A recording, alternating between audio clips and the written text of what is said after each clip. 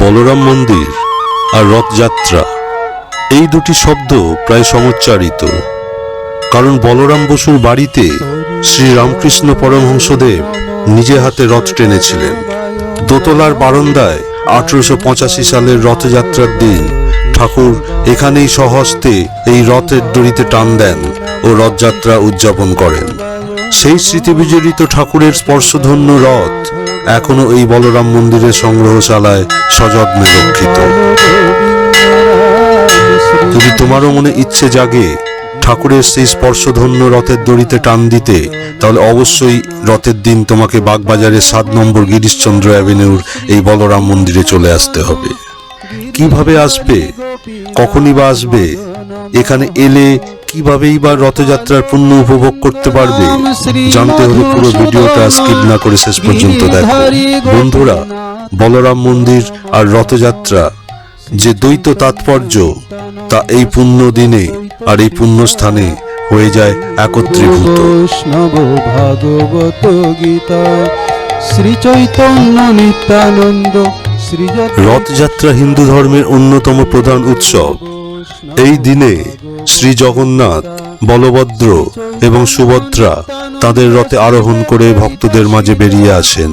যিনি সমগ্র জগতের নাথ, তিনি শ্রী জগন্নাথ, তিনি স্বয়ং বিষ্ণু। সমগ্র জগৎ এই ব্রহ্মাণ্ডের অধীশ্বর। আষাঢ় মাসের শুক্লা তিথির দ্বিতীয়া তিথিতে এই রথযাত্রা উৎসব পালন করা হয়।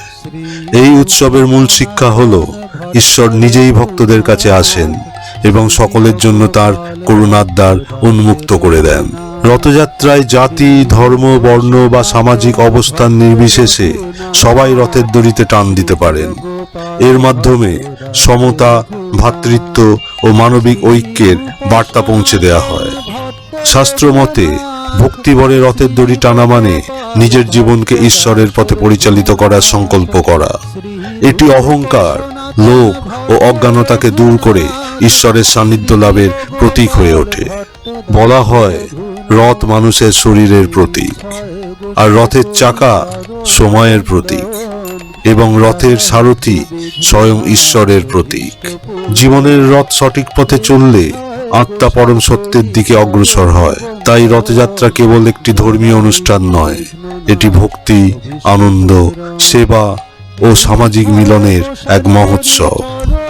বন্ধুরা, যদি তোমরা ইতিহাস, আধ্যাত্মিকতা আর বাংলার ঐতিহ্যকে ভালোবাসো, তাহলে ভিডিওটা শেষ পর্যন্ত অবশ্যই দেখো, কারণ আমরা আজ জানবো সেই বাড়ির কথা যেখানে শ্রীরামকৃষ্ণ বহুবার এসেছেন এবং থেকেছেন, যেখানে স্বামী বিবেকানন্দ রামকৃষ্ণ মিশনের প্রতিষ্ঠার সিদ্ধান্ত নিয়েছিলেন, আর যেখানে আজও শতবর্ষের ঐতিহ্য বহন করে চলেছে রথযাত্রা। হ্যাঁ বন্ধুরা, এই বাড়িটি ছিল মহান ভক্ত বলরাম বসুর বাসভবন। জনমে জনমে হয় এই অভিলাষ, জনমে জনমে হয় এই অভিলাষ, তাদের চরণ সেবী। বলরাম বসু ছিলেন শ্রী শ্রী রামকৃষ্ণের অন্যতম অন্তরঙ্গ গৃহী ভক্ত। দক্ষিণেশ্বরের বাইরে তিনি সবচেয়ে বেশি যেতেন এই বাড়িতেই। ভক্তদের সঙ্গে আধ্যাত্মিক আলোচনা, কীর্তন, ধর্মসভা সব মিলিয়ে এই বাড়ি একসময় পরিণত হয়েছিল এক জীবন্ত তীর্থক্ষেত্রে। 1886 সালে শ্রীরামকৃষ্ণের মহাসমাধির পরও তার শিষ্যরা এই বাড়িতে নিয়মিত মিলিত হতেন। এরপর 1897 সালের 1 মে স্বামী বিবেকানন্দ এখানেই আনুষ্ঠানিকভাবে রামকৃষ্ণ মিশনের প্রতিষ্ঠার ঘোষণা করেন। সেই কারণেই বলরাম মন্দির আজ রামকৃষ্ণ মঠ ও মিশনের ইতিহাসে এক অবিস্মরণীয় স্থান। আর বন্ধুরা, প্রতি বছর আষাঢ় মাসে এখানে অনুষ্ঠিত হয় শ্রী শ্রী জগন্নাথ দেবের রথযাত্রা। সবচেয়ে বড় আকর্ষণ হলো বহু প্রাচীন সেই কাঠের রথ, যা প্রজন্মের পর প্রজন্ম ধরে সংরক্ষিত হয়েছে। 1884 সালের 25শে জুন বুধবার পূর্ণ রথযাত্রার মহেন্দ্রক্ষণে ঘটে গেল সেই ঐতিহাসিক মুহূর্ত। মাস্টার মশাই, রাখাল, নরেন ও সপার্ষদ ঠাকুর এসে পা রাখলেন এই বলরাম মন্দিরে।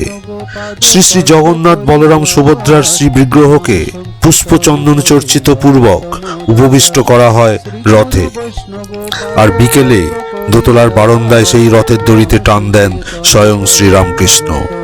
অতঃপর ভক্তরা সেই রথের দড়িতে টান দেন। নররূপী নারায়ণের স্বয়ং শ্রী জগন্নাথের রথের দড়িতে টান, এই ঘটনা, এই দুর্লভ মুহূর্ত সৃষ্টি করে এক কিংবদন্তি, এক ইতিহাস, এক পরম্পরা। অতঃপর ঠাকুরের কীর্তনের সাথে ভাবাবিষ্ট সেই নৃত্য সৃষ্টি করে এই ধরণীতলে এক স্বর্গীয় ভাবাবেগ, যার প্রবাহে ভেসে যায় সপার্ষদ সহ অগণিত ভক্ত।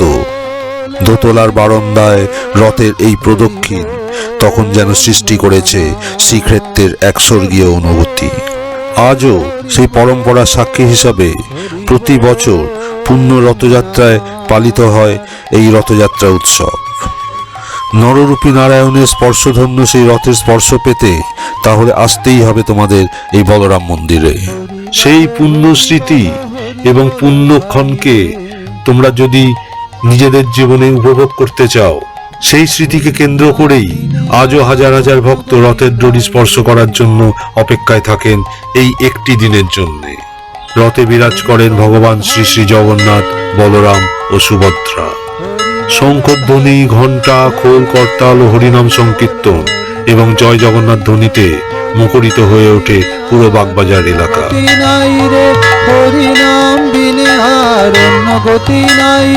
বন্ধুরা, ভোর থেকেই শুরু হয়ে যায় মঙ্গল আরতি, এরপর বিশেষ পূজা, ভোগ নিবেদন এবং কীর্তনের মধ্যে দিয়ে এগিয়ে চলে উৎসব। রথ যখন ধীরে ধীরে এগিয়ে যায় তখন ছোট থেকে বড় সবাই একসঙ্গে দড়ি টানতে অংশ নেন। মন্দির চত্বরে শৃঙ্খলাবদ্ধভাবে প্রসাদ বিতরণ করা হয়, আর চারদিকে ভক্তদের মুখে এক অনাবিল আনন্দ, ভক্তি এবং আবেগের অপূর্ব সমন্বয়। মনে হয় যেন শতবর্ষ আগের সেই পরিবেশ এখনো জীবন্ত হয়ে আছে।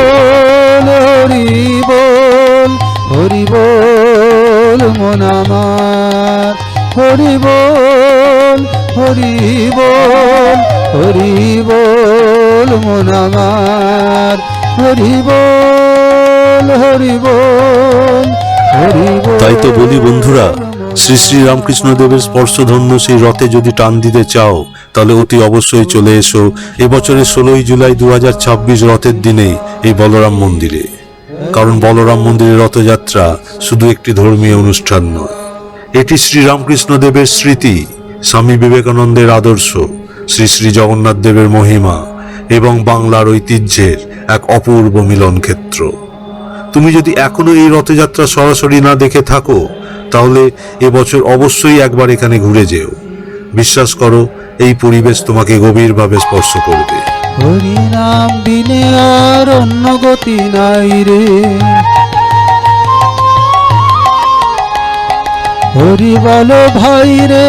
অনতি দূরেই দর্শন করে নিতে পারো গিরিশচন্দ্র ঘোষের গৃহ, নিবেদিতা ভবন, শ্রী শ্রী মায়ের বাড়ি, গৌরীয় মঠ, মদনমোহন ঠাকুর বাড়ি, মা সিদ্ধেশ্বরী মন্দির, আরও একাধিক ঐতিহ্যপূর্ণ স্মৃতি বিজড়িত সব স্থান।